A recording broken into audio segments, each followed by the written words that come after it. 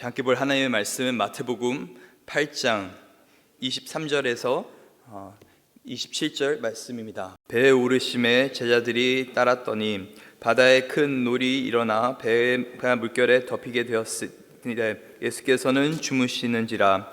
그 제자들이 나와 깨우며 이르되 주여 구원하소서, 우리가 죽겠나이다. 예수께서 이르시되 어찌하여 무서워하느냐, 믿음이 작은 자들아 하시고 곧 일어나사 바람과 바다를 꾸짖으시니 아주 잔잔하게 되게 되거늘 그 사람들이 놀랍게 여겨 이르되 이가 어떠한 사람이기에 바람과 바다도 순종하는가 하더라. 아멘. 네, 참 바다 한가운데서 풍랑을 만난다는 것은 굉장히 무섭고 또 두려운 그런 일입니다. 제가 예전에 오랫동안 부모님과 함께 살지 못했기 때문에, 제가 고등학교, 대학교를 다 이제 부모님과 떨어져 살았기 때문에 잠깐 이제 한국에 계신 부모님과 대학교 이제 끝나고 나서 살았던 적이 있었습니다.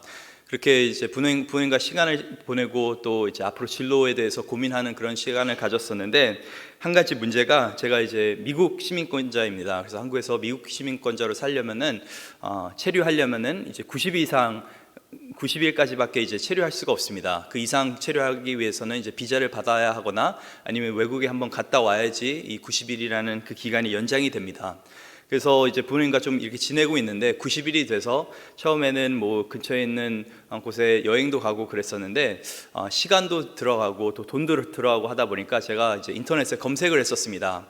한국에서 가장 가까운 외국 땅이 어딜까라는 것을 검색했을 때 등장했던 곳이 바로 대마도라는 곳이었습니다.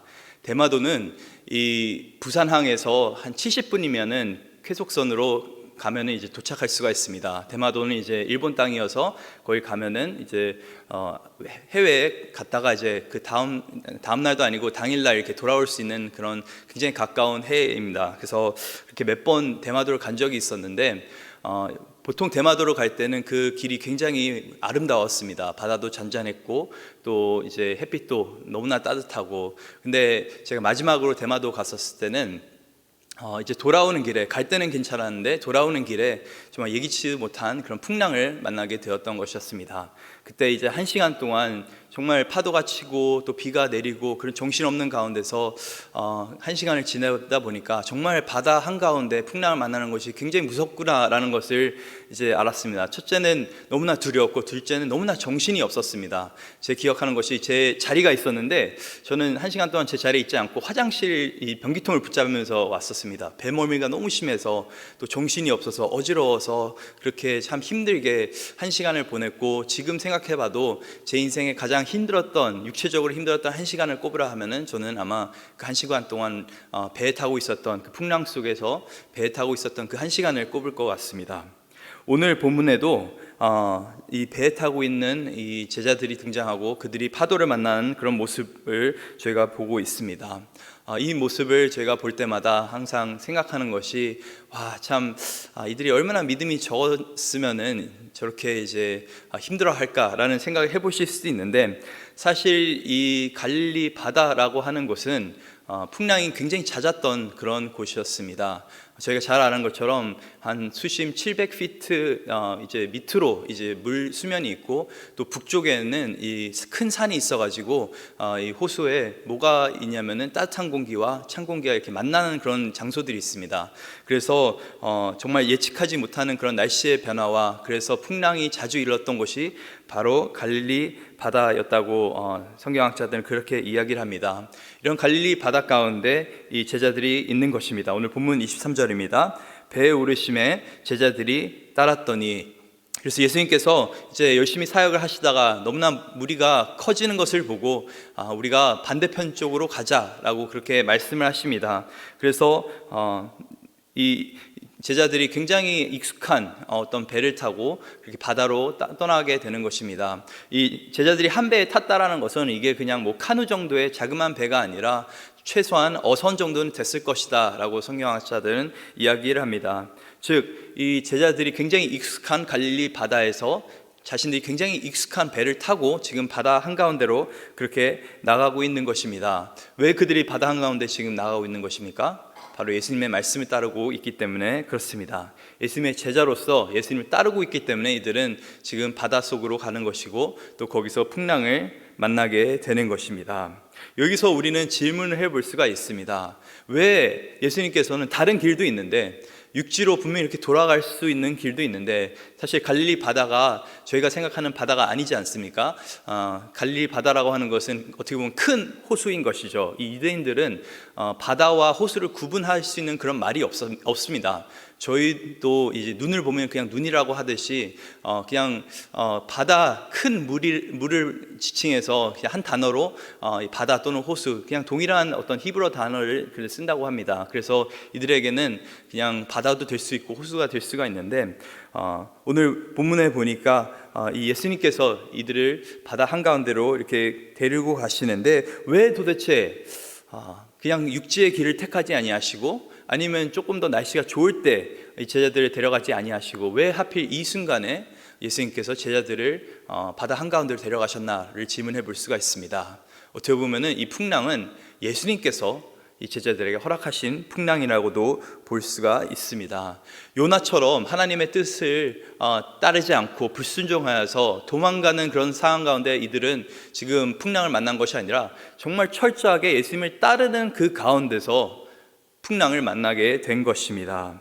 여기서 저희는 중요한 사실을 배우게 됩니다. 예수님께서는 우리 삶 가운데 감당하기 힘든 풍랑을 허락하실 때도 있습니다.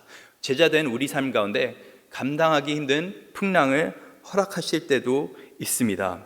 우리는 이 믿음의 길이 항상 쉬운 길일 것 같고 참 꽃길일 것 같다고 흔히 생각하는데, 그래서 인생 가운데 어려움이 찾아오면은 예수님께서 왜 날 버리셨나, 하나님께서 왜 날 버리셨나, 이렇게 하나님 원망하고 그렇게 살 때가 있는데, 사실 예수님을 따르는 그 길은 성경을 보면은 결코 쉬운 길이 아니라고 성경은 계속해서 말하고 있습니다. 어제 본문에서도 인자는 머리 둘 곳이 없다라고 예수님께서 말씀하셨고, 또 아버지를 장사하고 오겠습니다라고 했던 그 제자에게는 먼저 나를 따르라고 그렇게 말씀하셨듯이, 예수님을 따르는 그 일 자체는 결코 쉬운 일이 아니라는 것을 저희가 알 수가 있습니다. 그 예수님을 따르다 보면은 가끔은 바다 한가운데 풍랑을 만나게 될 수도 있다라는 것을 저희가 보게 됩니다. 오늘 본문 24절과 25절 한번 다시 보겠습니다.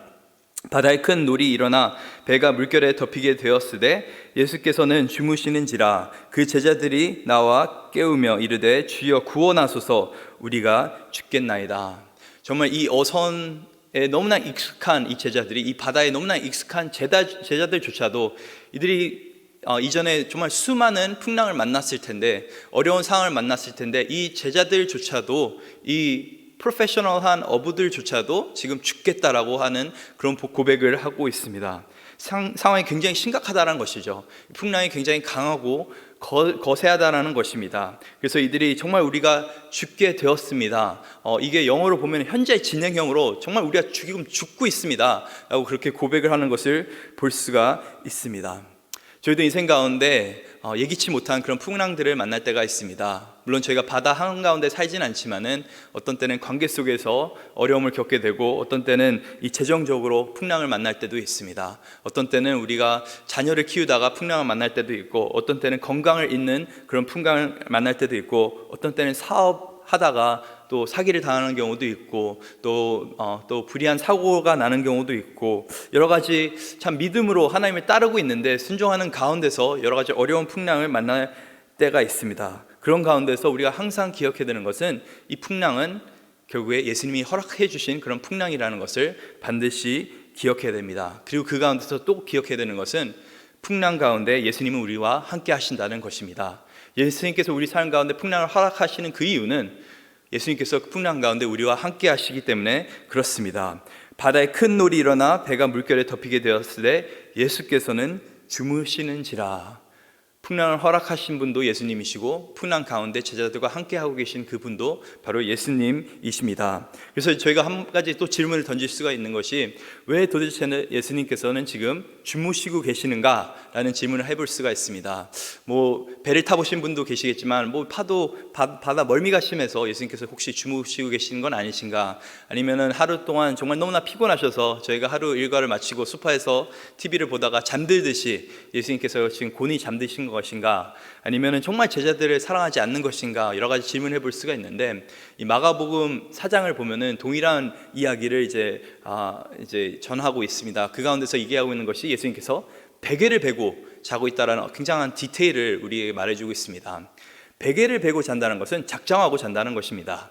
예수님께서는 지금 바다 한가운데서 작정하고 주무시고 계시는 것입니다. 그냥 잠깐 꿈뻑 좋으신 것 정도가 아니라 지금 작정하고 편안하게 깊은 수면을 취하고 계시는 것을 볼 수가 있습니다. 그 모습을 보고 어떻게 보면 제자들이 너무나 참 이해가 되지 않아서 선생님이요, 우리가 지금 죽겠습니다 라는 고백을 하는 것일 수도 있겠습니다.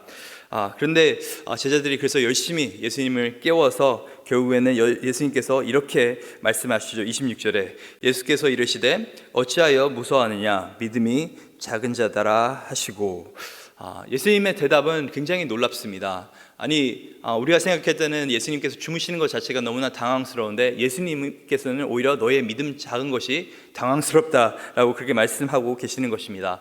왜 이거 가지고 무서워하냐? 어떻게 보면 저희가 생각했을 때는 이해가 안 되는 그런 말씀을 지금 하고 계시는 것입니다. 왜 예수님께서는 제자들에게 믿음이 적다고 그렇게 말씀하셨을까요? 그 이유는 바로 다음에 등장합니다. 곧 일어나사 바람과 바다를 꾸짖으시니 아주 잔잔하게 되거늘. 그래서 예수님께서는 이 폭풍을 정말 아이들이 시끄럽게 굴 때 야 조용해 하는 그 정도로 꾸짖으신 그 정도로 지금 바다 자체를 잠잠하게 완전히 조용하게 그렇게 만드신 것을 볼 수가 있습니다.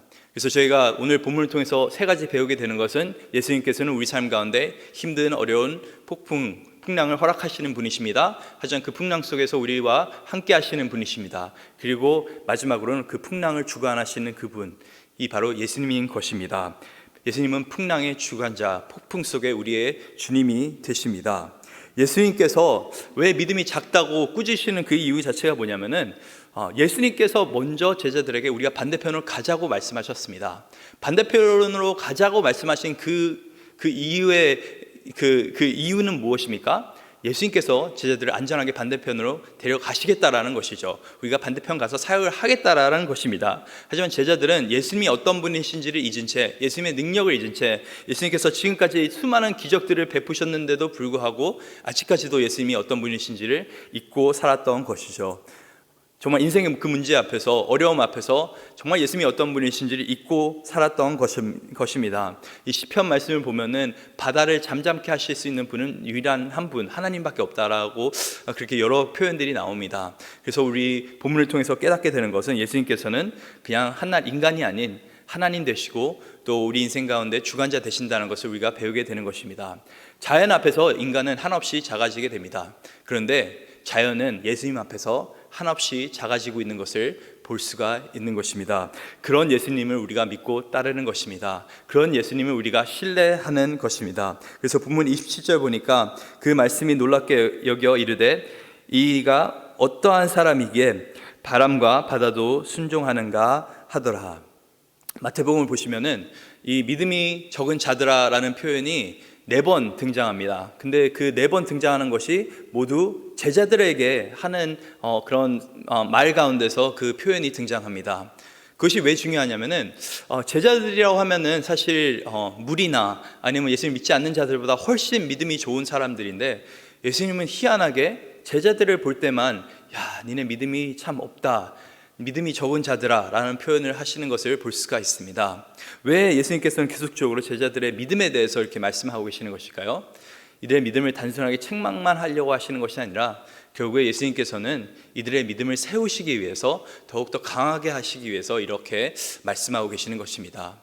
예수님께서 왜 제자들에게 이런 풍랑을 허락하셨습니까? 앞으로 인생 가운데 더한 풍랑도 만날 수 있기 때문에 그렇습니다. 앞으로 더한 시련도 이들이 만날 것이기 때문에 그렇습니다. 지금은 이들이 익숙한 상황 가운데서 이들이 익숙한 바다와 익숙한 배 속에서 어려움을 만나고 있지만은 앞으로는 복음을 전하면서 정말 생각하지 못하는 그런 상황 가운데서 죽음의 위협을 수도 없이 받을 것인데 그 가운데서 이들이 반드시 기억해야 되는 것은 그런 폭풍 가운데서 주님 되시는 분은 바로 예수님이라는 것을 이들이 기억해야 되기 때문에 이런 시련을 허락하시는 것입니다. 우리의 인생 가운데 왜 하나님께서 시련을 허락하시는 것입니까? 정말 예수님을 열심히 믿고 교회 생활도 열심히 하고 나름대로 신앙을 지키면서 살아왔는데 왜 내 인생 가운데 하나님께서 어려움을 허락하십니까? 그 이유를 저희가 다 알 수는 없습니다. 하지만 한 가지 분명한 것은 그 어려움을 통해서 하나님께서는 분명히 우리의 믿음을 세워주신다는 것입니다. 그 어려움을 통해서 정말 예수님이 어떤 분이신지 다시 우리가 분명하게 볼 수 있게끔 하신다는 것입니다. 우리를 무너뜨리려고 이런 어려움을 허락하시는 분이 아니시라 우리를 세우시기 위해서, 우리가 더욱더 하나님 나라의 일을 잘 감당할 수 있게 하기 위하여서, 그렇게 우리를 만드시기 위해서 이렇게 어려움을 허락하시는 것을 우리가 기억해야 되는 줄 믿습니다. 그래서 인생의 파도 앞에서, 정말 어려움 앞에서, 거친 풍랑 가운데서 어려워하지 마시고 두려워하지 마시고, 두려워하는 것은 믿음 없는 행동이기에 더욱더 믿음을 달라고, 하나님 연약한 내 믿음을 불쌍히 여겨주셔서 내 믿음을 강하게 하여 달라고 고백하시면서 인생의 풍랑을 정말 멋지게 예수님과 함께 이겨낼 수 있는 저와 여러분 될 수 있기를 간절히 소망합니다.